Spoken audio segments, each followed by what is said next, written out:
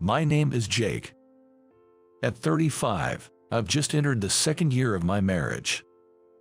I'm an average office worker, living happily with my wife, Olivia, though we don't have any children. No, we don't have kids. There are two main reasons for that. One is that Olivia is infertile, and the other is that I don't want children. These reasons led us to decide not to have children. My reluctance to have children isn't because I dislike them or anything like that. In fact, I love them. But I just can't see myself wanting my own children anymore. A significant reason for this is my previous marriage. I was divorced and ended up separated from my daughter, born to my ex-wife. My ex-wife, Sarah, and I divorced because of her affair. That was about 5 years ago. It was truly hellish. When I found out about the affair, Sarah was already pregnant. But since the affair was happening alongside our relationship, it was unclear whether the child was mine or her lover's. Of course, childbirth involves a lot of expenses. Fortunately, the child that was born, my daughter, was proven to be mine through a paternity testament. However, the world isn't so kind, and even if the woman commits adultery, she is more likely to get custody. Moreover, the other man had more financial resources than I did, and in the court's eyes, a mother and a wealthy man versus a financially average newbie dad was a clear case. I lost custody and was allowed to see my daughter regularly in exchange for child support. But as my daughter grew and began to form her own opinions, it became clear that she wasn't sure how to interact with me. Moreover, when my daughter, Emily, was about to turn 4, I even received a message from Sarah saying, "Please refrain from seeing her as it causes Emily stress." Emily's perception of her father was being rewritten to be the other man. It was also empty. Gradually, my visits with Emily became less frequent. That's why I just can't bring myself to want my own children. To think that my own daughter might forget me.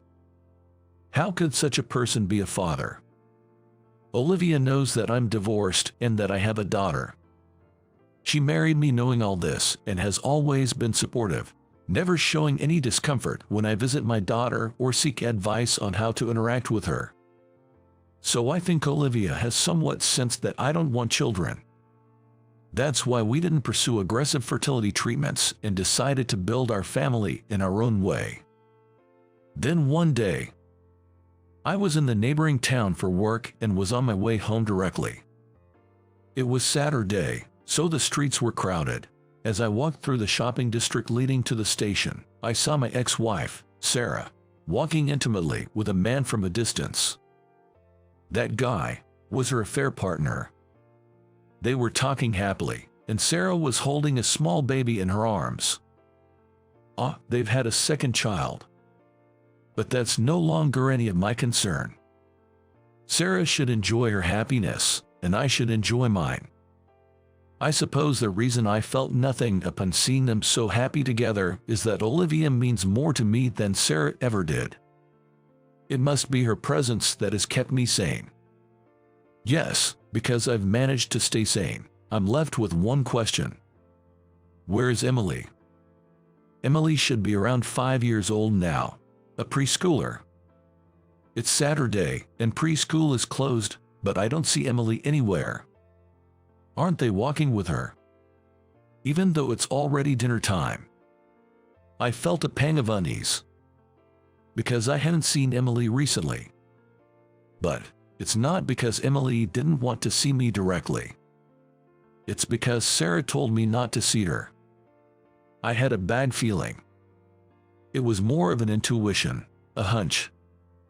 But I couldn't stand it any longer and ended up approaching Sarah and her partner. Sarah. What, Jake? Don't scare me like that all of a sudden. Sarah glared at me and took a protective stance over the baby she was holding, while her affair partner stepped in between us as if to shield Sarah from me. Where's Emily? What? I said, Emily, your daughter, remember. When I mentioned Emily's name, Sarah was slow to react. Isn't it strange for a mother to be puzzled when her daughter's name is mentioned? And when I asked about Emily, Sarah started to get flustered. She's, at my parents' house. I see, your parents' house. We were just about to head back there. Don't interfere. Huh, your family home is about 2 or 3 metro stops from here, right? If she is at your parents' place, do you mind if I call? I've been wanting to hear her voice for a while. Don't you dare do anything unnecessary. That's right, you're a stranger now, so stay away from Emily. The moment I attempted to make contact with Emily, both of them started yelling at me with great intensity. They glared at me without even caring that the baby they were holding started crying. Their reaction made me think there was something more to this. But I knew arguing there wouldn't help. Fine. I'll go through the formal procedure for a visit then. Make sure you let us know in advance.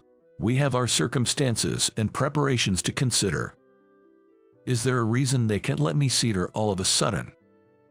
Feeling almost certain about the suspicious behavior of the two, I left the scene for the moment.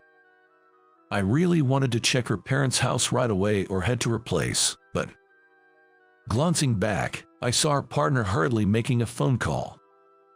If I start digging now, they might just cover up any evidence. So, I decided to take action a week later. 1 week later, I headed to Sarah's house. I might be turned away at the door, but it's better than doing nothing. With that thought, I went to her place, but there was no sign of anyone there.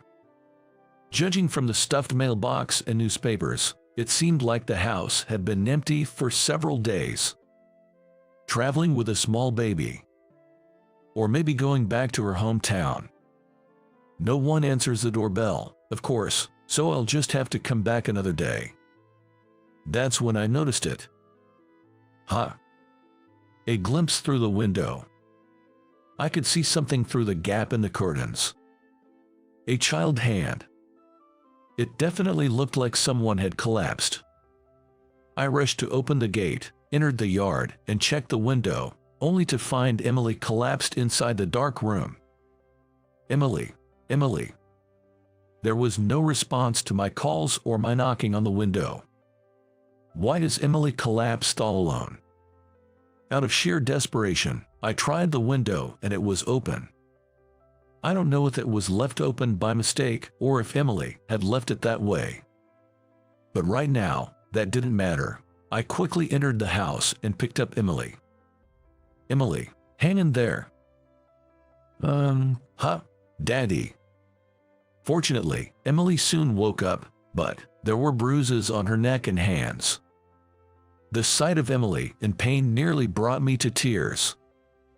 No, there's no time to cry. I need to take Emily to the hospital immediately and call the police. This is clearly abuse. Daddy, please don't tell the police. What? I hadn't said anything out loud, but perhaps sensing something, Emily clung to me tightly and pleaded. Mommy will get in trouble if you do. But your mom is doing terrible things to you, isn't she? No, you can't. No. Emily started crying as if she was having a tantrum. Whether she's trying to protect her mother or has been strongly instructed to do so. Either way, this can't continue. I decided to take Emily home with me, holding her in my arms. Leaving her alone at home would be too pitiful. There was so much going on that I didn't have time to contact Olivia, and she was surprised when I arrived home. Huh? What's going on? That makes sense. Olivia, unable to have her own children, and now my daughter, who's practically a stranger to her, is in our home. I felt terrible for putting Olivia in this situation. However, I just can't seem to let Emily go. I'm sorry, Olivia. Oh, what are you doing standing around here? Oh, you must be Emily, right? Nice to meet you, I'm Olivia. Before I could say anything, Olivia seemed to understand the situation, crouched down and cheerfully greeted Emily. Her bright voice and smile were so lively, it reminded me of a children's show host, and Emily, though surprised, called out in a faint voice, "Olivia." "That's right. Wow, thank you for calling my name." Olivia genuinely looked delighted as she said this and invited Emily and me into the room. Since we didn't have any children's clothes, Olivia went out to buy some while Emily was taking a bath, and she was thrilled with her new pajamas. But Emily seemed to have been treated terribly at home, and she looked like she was about to cry whenever we weren't smiling at her. Olivia noticed this quickly and kept smiling at Emily until she fell asleep. While Olivia was putting her to bed, I decided to contact Sarah. She didn't pick up at first, so I kept calling until she did. When she finally picked up, she snapped back, "What do you want? Calling me over and over. It's so annoying. It seems she's at her parents' house right now." "You left Emily at home, didn't you?" "What? What are you talking about? She's right here with me." "I have Emily with me right now. She was collapsed at your house." "What? You just entered without permission. What was she doing?" Sarah continued with her selfish excuses. In that moment, I knew I couldn't leave Emily in Sarah's care. It just wasn't an option. "Emily will stay with me. She's my daughter. I'll protect her." "That's creepy." "Fine, I don't need such a child. You can take her, but give me money." "What?" "Since you are so eager to take care of her, you should at least pay me as a token of gratitude, right?" What is this woman talking about? Is she really trying to trade her own daughter for money? My head was throbbing with pain. Feeling nauseous, I hung up the phone. I had to, or I might have started yelling. Just then, Olivia came back after putting Emily to bed. So we decided to talk about what to do next. "I'm sorry, Olivia, for doing this without consulting you." I apologized to Olivia and explained the situation, but she lightly smacked me. "Where's the need to apologize? You protected Emily. Be proud of yourself." "But I might be causing trouble." "Bring on the trouble. We're a couple, aren't we? It's not a bother at all." Olivia said this with a smile, and I felt so outmatched by her. But there was still one problem. First, we need to contact Child Protective Services. Huh? It's not huh. This situation is practically no different from kidnapping. Even if you're her parent, you don't have custody rights. Olivia's point made me realize the gravity of the situation. Right, legally, I'm a stranger to Emily. It could become a big issue if it's brought up later. I understand. I'll go talk to them soon. But even as I said that, I felt uneasy. I couldn't take time off work the next day. It was all too sudden, and I could only manage to get time off the day after next. That means Olivia and Emily would be alone together for a day. Today was fine because it was sudden, and I was still here. But from Emily's perspective, she'd be alone in a strange place with a woman she doesn't know. Honestly, I was filled with nothing but anxiety. It's not that I didn't trust Olivia, but you can never fully predict a child's actions. So the next day, as I went to work, I was restless. I managed to talk my boss into letting me leave an hour early, but I was still on edge the whole time. Is Olivia doing okay? Is Emily not crying? I was filled with such worries. When I finally managed to leave work, I hurried home at double my usual pace. But when I got there, Monster Liv is going to eat you up. Monsters are so scary. The first thing I heard when I got home was the sound of laughter. Olivia was chasing Emily around the living room. Ha, they're getting along surprisingly well. Ah, Daddy, welcome home. Welcome back. I'm home. You two are getting along so well. Even though I should be happy to see their bond, I was just standing there in shock. I mean, aren't they getting along even better than I do with either of them? Emily was all smiles, and Olivia looked so refreshed. My worries seemed to have been for nothing. Emily ate her lunch properly today, and Dr. Smith from the hospital said it's okay for her to run around inside the house as part of her rehabilitation. So, Emily, you are feeling better now, huh? Yeah, I love Olivia. I wanted her to say it's all thanks to Daddy, but I kept quiet, not wanting to be outdone by Olivia, and did my best to play with Emily. But kids have endless energy. While Olivia was making dinner, I was already worn out. Playing with the ball, role-playing, and acting as a horse was quite the physical labor. It's tough for an adult after a day of work. But seeing Emily's smile somehow made all the tiredness vanish. I thought, why not just play until she's tired? But Emily did fall asleep for a while, but then woke up in the night, all excited. It seems she's used to sleeping on the floor, and the bed was so fun for her. She couldn't help but bounce on it. It's like a trampoline for her, so of course, she's having a blast. But why? Only when I'm trying to sleep does she start jumping. Emily, I want to sleep now, okay? No way. Emily jumps up and down on the bed, creaking with each bounce. Occasionally, she loses her balance and ends up on top of me, making me let out an odd groan. Olivia and I usually share the same bed, but she thoughtfully decided to let Emily and I sleep first tonight. I hadn't anticipated her waking up in the middle of the night. This was the start of the second round of trying to get her to sleep. Olivia came to check on us, saying, she's happy to be with Daddy.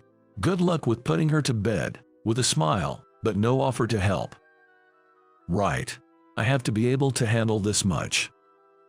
I've been relying on Olivia for household chores and other things too much. I can't always be dependent. So, I did my best to ensure Emily didn't feel lonely, and so that the three of us could live together, laughing. It was fun, thanks to that. But the days filled with smiles and lively activities wouldn't last long. Because, as expected, when I went to consult with Child Protective Services, they decided to take Emily into temporary custody. It seems the staff also visited Sarah's house, but since I'm not the legal guardian, I couldn't know the details of what happened with Sarah and Emily. There are privacy issues, after all. But it seems there's quite a dispute, and she hasn't admitted to neglecting Emily. In the worst case, Emily might be sent back home. That's the last thing I wanted. But there's nothing I can do about it right now. To intervene, I need to regain custody. This will require a trial, and it's likely to be a long haul. But it's not a decision I can make alone. I wanted to respect Olivia's opinion. After all, Emily is my daughter, and Olivia is my wife. On what we thought might be our last day with Emily, I intended to explain to Olivia that I planned to regain Emily's custody. But before I could even start, Olivia looked me straight in the eyes and said, "You are planning to regain custody, aren't you? Let's do everything we can." What? So, I'll help too. I'll miss Emily too if she's gone. I want to be her mother. That's what Olivia told me. Can you believe it? Even though she's adorable, she's technically a stranger with no blood relation. Taking her in isn't a simple matter. But Olivia was determined. The day you brought Emily here, that's when I thought, oh, if only I could become this child's mother. I thought I could never be a mother since I can't have children of my own. I had given up on being a mother, but I guess I got greedy. Olivia said, looking towards the bedroom where Emily was sleeping. Her eyes were filled with kindness and brimming with maternal affection. Are you sure? Yeah, it might be presumptuous, but I want to continue watching Emily grow up. Olivia's resolve was firm. I felt relieved knowing that. I too wanted to be with Emily. But many obstacles remained for us to live with Emily. However, the first thing we had to do was to say our temporary goodbyes. Emily, we will definitely come to get you. Just wait a little bit, okay? It's a promise. I'll be brave and wait. The next day, we had to leave Emily at the facility. Without custody, we couldn't continue raising Emily, and we weren't prepared to welcome a child into our home yet. Emily looked like she was about to cry as she walked deeper into the facility, and our hearts were heavy. We resolved not to let her feel lonely anymore. We made this decision and took action. We hired a lawyer, Tyler, and filed a lawsuit to regain custody. Sarah's neglect and the fact that she left Emily alone to stay overnight with a newborn were known when Emily was rescued. We also had photos of bruises and burns as evidence, which was indisputable. However, Sarah hired a capable lawyer and dragged the lawsuit out considerably. She would be held accountable if her neglect and abuse were proven, so she fought hard. With solid evidence, we eventually regained custody, but it took a tumultuous year. Tyler said we were lucky it only took a year. We had been visiting Emily and having her home temporarily during the trial, but bringing her home now felt like a long-awaited reunion. After getting briefed by the facility staff, we held hands and headed home. We're home. Emily was in high spirits all the way and happily exclaimed upon arriving home, with Olivia watching her gleefully. Perhaps she noticed our gazes. Emily turned to us and said, "Daddy, Mommy, I'm hungry," with a smile, tilting her head. We were astonished. Did she just say, "Mommy"? I looked at Olivia, whose eyes were wide, tears spilling out. After all, Olivia had told Emily, "I'll be like your mother, but you can keep calling me Olivia as you always have." Olivia didn't want to negate that Sarah was Emily's mother. That was Olivia's thought, and even when leaving the facility, Emily had been calling her Olivia. "Daddy, Mommy, what's wrong? Does something hurt?" "It's okay, I'm just a little too happy." Olivia hugged Emily tightly, tears streaming down her face quietly.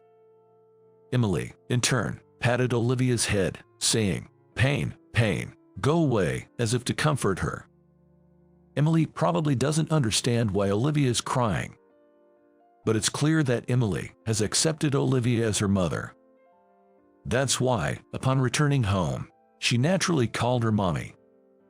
Realizing this, I couldn't help but cry tears of joy myself. It took a long time, but we finally became a family. I'm overwhelmed with happiness and contentment. I hope this happiness lasts forever. With that wish in my heart, I reaffirm my commitment to protect my family.